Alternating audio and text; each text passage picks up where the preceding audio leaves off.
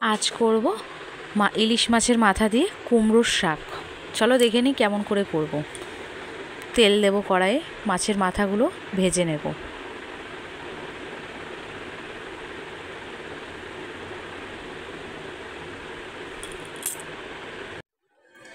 মাছের মাথাগুলো ভাজা হয়ে গেছে, জিরে ফোড়ন দেব, কালো জিরে ফোড়ন দিলাম, শুকনো লঙ্কা ফোড়ন দিলাম, 4-5 কোয়া রসুন বেটে রেখেছিলাম সেটা ফোড়ন দিলাম। কুমড়োর শাকগুলো ধুয়ে রাখা ছিল সেগুলো দিয়ে দেব। পরিমাণ মতো হলুদ, নুন দিয়ে দেব। নাড়িয়ে ছাড়িয়ে ঢাকা দিয়ে দেব। জল দেব না এখানে, কারণ কুমড়ো শাকেরই জল বেরোয়। নাড়িয়ে চাড়িয়ে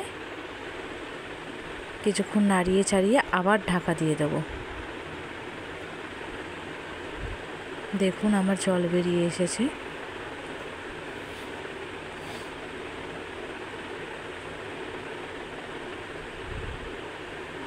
আমি মটর ডালগুলো ভিজিয়ে রেখেছিলাম, সেই ভিজিয়ে রাখা ডালগুলো আমি শাকের মধ্যে দিয়ে দিলাম।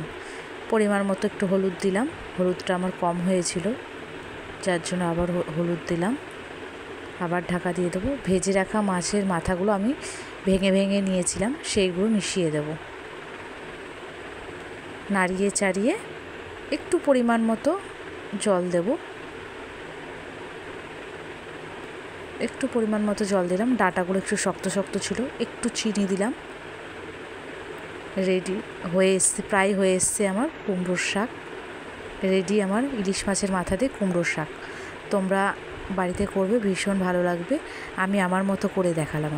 ধন্যবাদ।